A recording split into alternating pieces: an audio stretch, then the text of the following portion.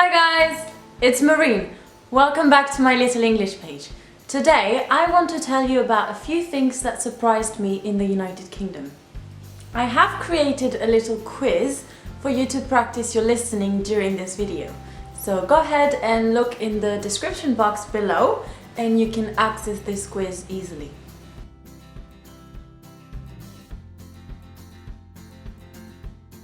One thing that really surprised me is the bus system.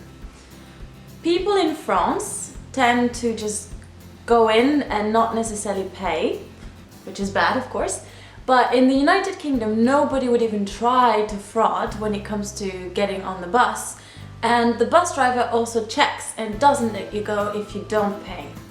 I just find British people very disciplined when it comes to following the rules.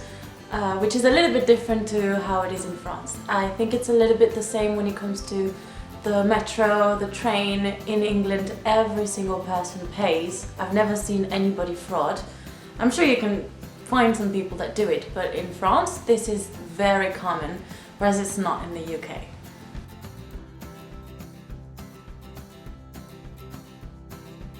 Every single supermarket has a clearance section, which means it's a section of the supermarket where they sell at discounted price products that are about to go bad, that they should throw away.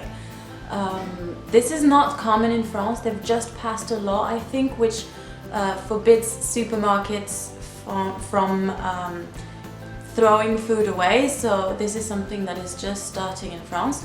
But in England, it's a proper section in every single supermarket. So when I was a student, I would first go to the clearance section, buy whatever I could from that section, and then I would kind of add things to my meal around what I had already bought in the clearance section. It's really good because it's usually about half price, if not less. So you can really save a lot of money and you're not wasting any food.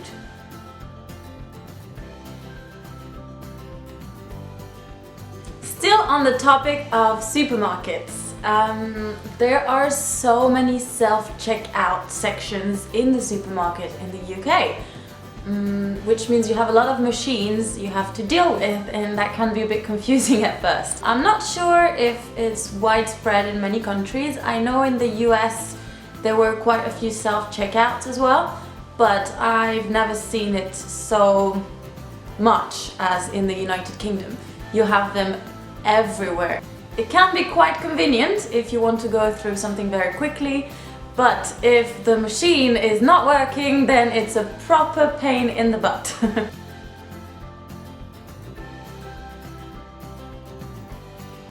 British people must have some kind of superpower, because I believe they do not feel cold.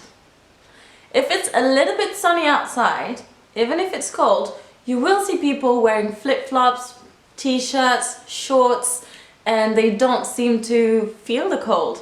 The same for people when they go out in the evening, when they go clubbing or go to pubs. They don't want to pay for the cloakroom, you know, where you leave your jacket or your coat.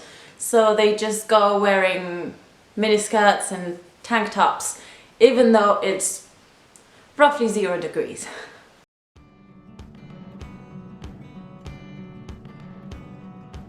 In the UK, every single town or city claims to have the oldest pub in the UK.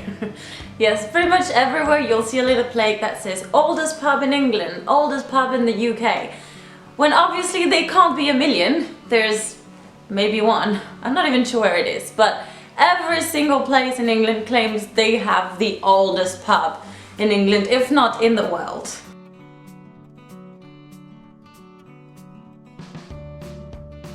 British people have dinner very early.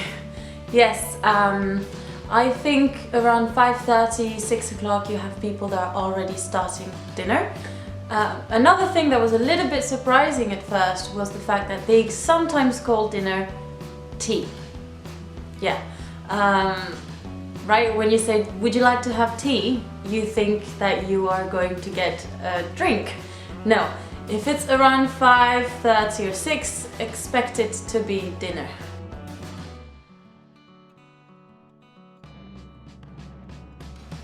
This one might surprise you, but British food is actually not that bad. We have that stereotype that they don't have really good food, but they do. They do. One thing that they do a lot as well is they love doing Sunday roasts. So they roast a chicken or some kind of meat, and they have a big kind of family meal all together on Sunday.